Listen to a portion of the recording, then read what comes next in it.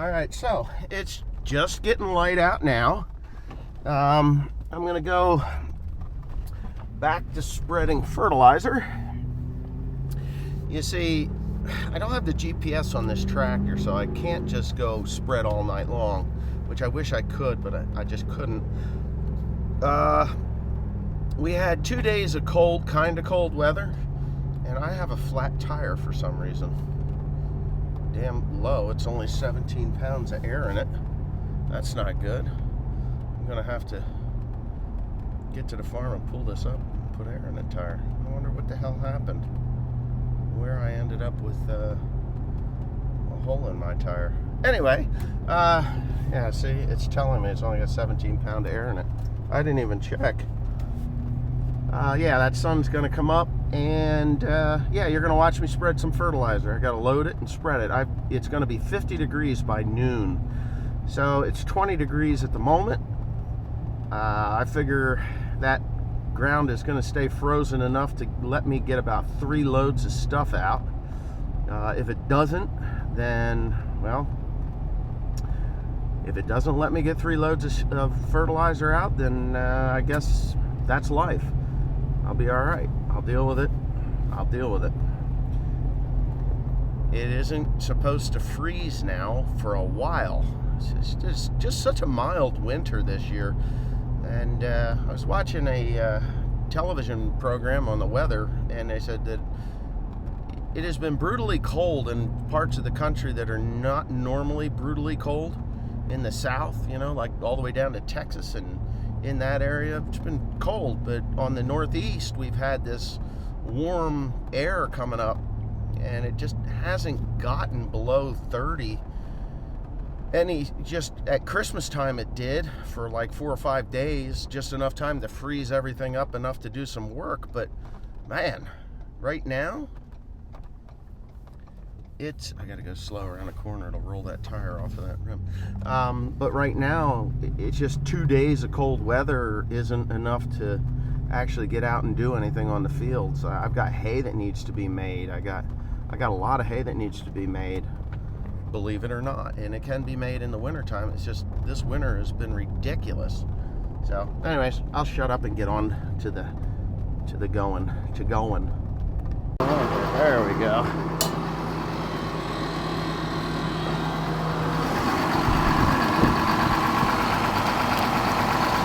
Better be fuel in there. Yep. That's how you prevent theft.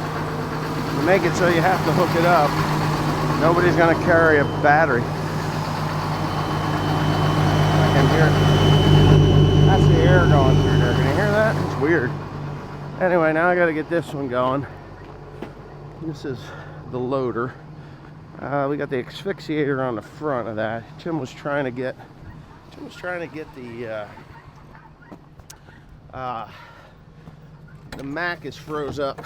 I can't get it unfroze, so we're just gonna go ahead.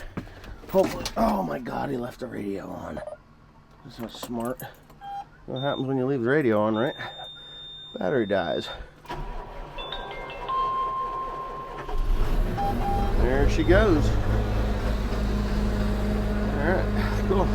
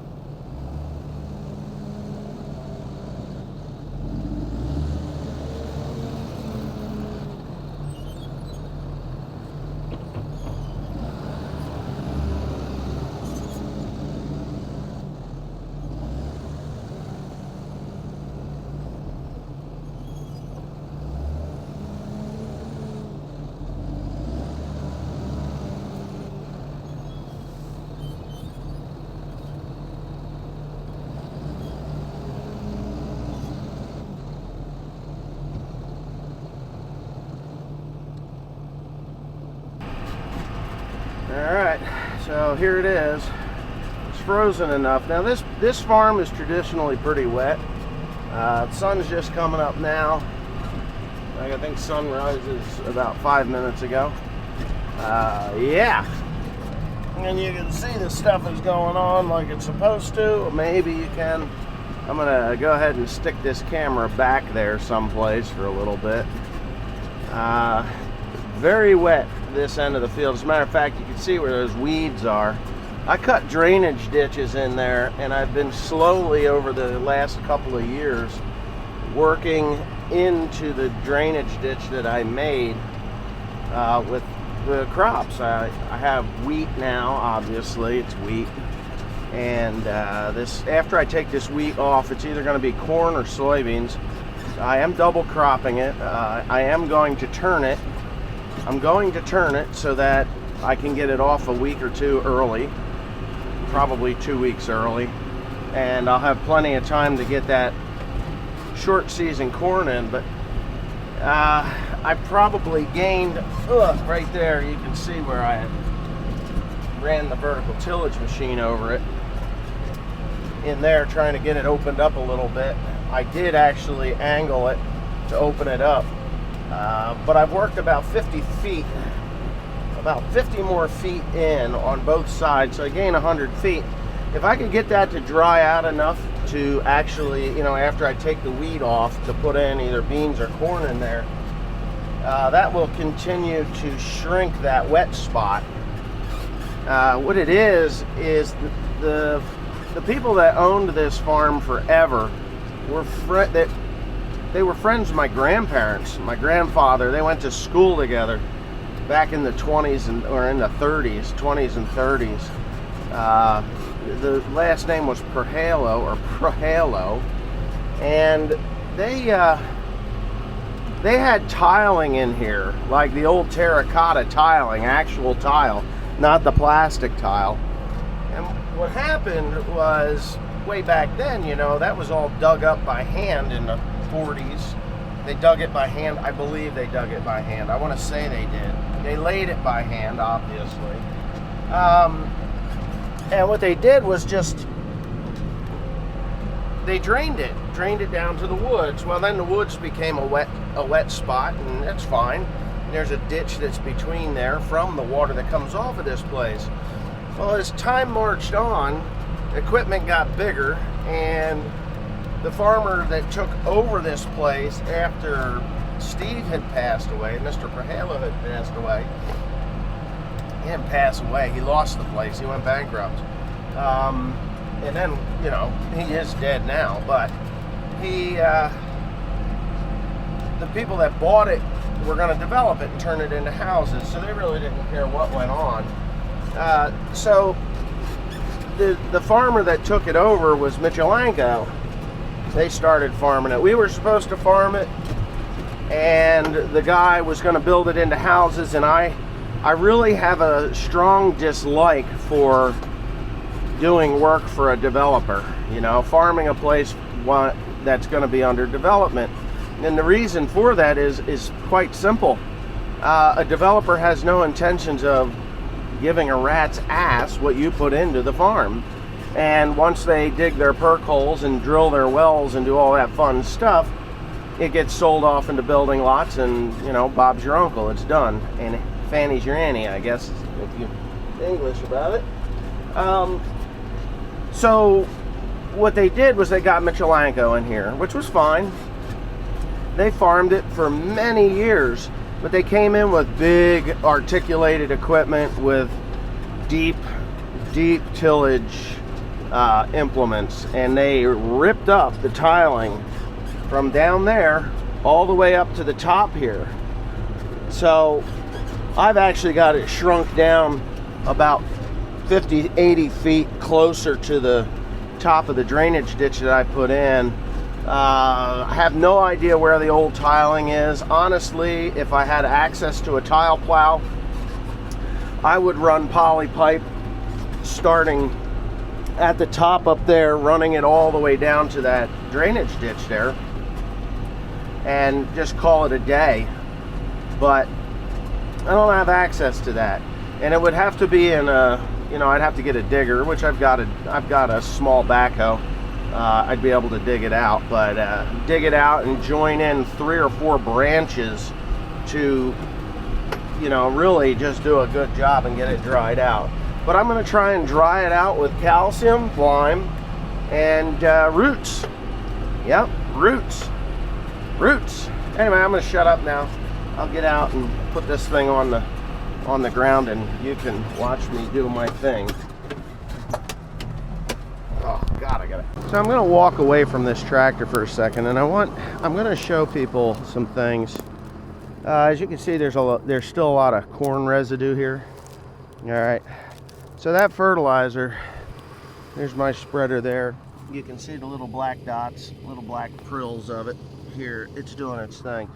But what I want people to take notice of, well, a couple of things. One, the biology in this soil is not as good as what it should be, because these corn stalks should be pretty well gone. But I'm gaining. The reason I say I'm gaining is pretty simple. If you look, you see these holes? These are worm holes. It is full, and I mean full of wormholes. Even though it's frozen right now, there's a lot of worm activity. So they've got plenty of stuff to eat here. This is my corn cobs. I had corn in here 21. 22 I had soybeans. You can see there's a lot of residue here. Corn residue, obviously, and then of course the soybean residue is here as well.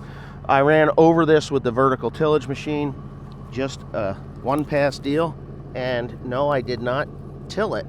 I just cut slots enough to get the wheat to grow, and you can see that my soybean stubble is still erect. The root is in the ground.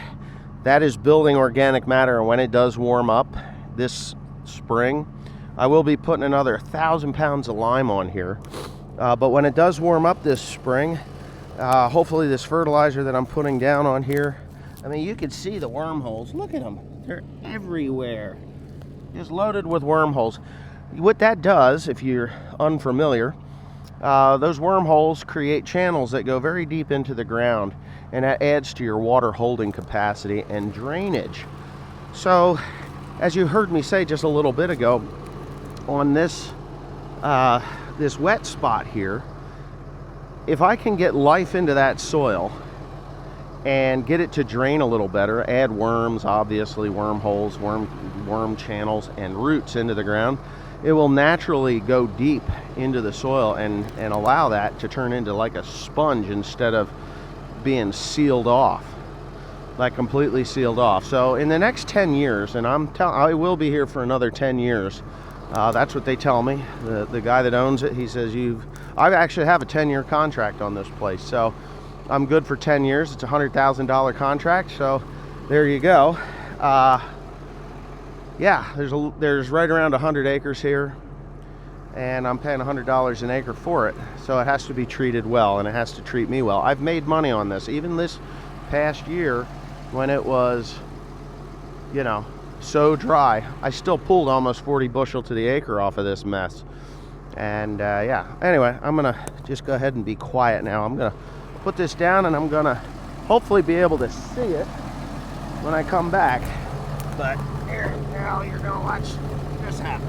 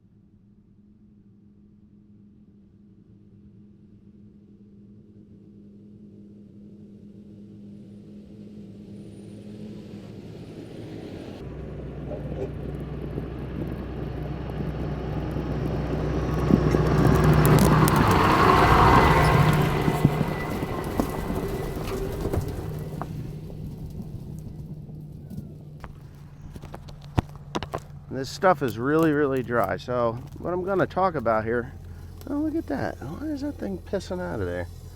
Anyway, very dry. It's prills. It's actually warm. So what this is dried compost. It is dried compost. So what you get out of the mushroom barns is wet. It's like 70% moisture when you get it out of the mushroom barn wet like that. Hold on a second, I'm going to explain this. So when you get it out of the mushroom barn and it's wet and it's 70%, this is only 2% moisture, all right? So you take a product that's 2% moisture versus a product that's 70% moisture, it's like 6 to 1, right? If you, probably 4 to 1. 4 to 1. So what I would normally be putting down on this would be somewheres around 2 tons to the acre. Not going to put 2 tons to the acre anymore. I'm going to put 1,000 pounds to the acre. So if it was 4 to 1, there would be 4,000 pounds, which is 2 tons. And it's just a whole lot nicer to work with, a whole lot less aggravating, a whole lot less hauling, a whole lot less spreading. It's like, okay, I'm going to go across this field at 8 miles an hour, and I'm going to put 1,000 pounds on. I'm gonna have a wider spread pattern because of the shape of the material. I can go 60 feet. It's spreading it very nicely. So it is an organic matter. It is an organic fertilizer, just made from dried, composted material. And I'm very happy with it. I've used it in the past. The last I used this product was in 2006. And I gotta make sure I'm going right. I don't have my GPS, so I'm doing it the old school way, you know? Like, I can see where my tracks are. I know how to drive straight, you know? Pick a point. That little arrow on the nose of this tractor will keep me straight and point it in the right direction. I usually I can see the soybean stalks there in the rows that I'm just following the soybean stalks and staying straight. Picking a point out there on the soybean stalks.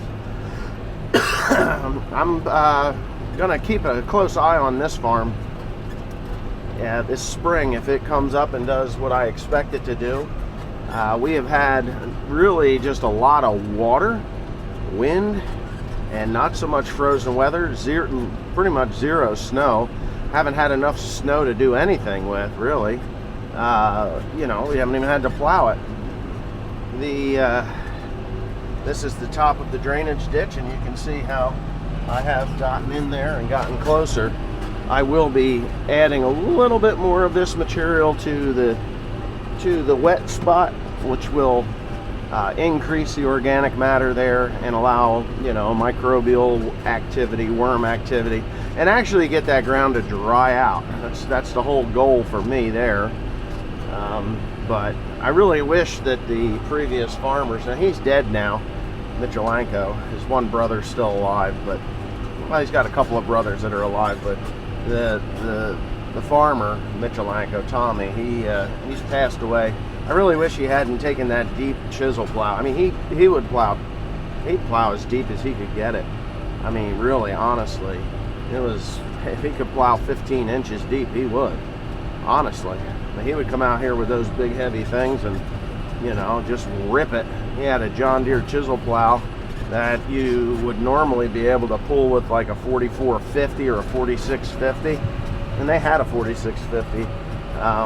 And I watched them pull it with that, and they would hook it behind one of those Stagers, and you know, a Steiger that was 400 horsepower, because they always turned them up. They needed as much power as they could get out of those Cummins.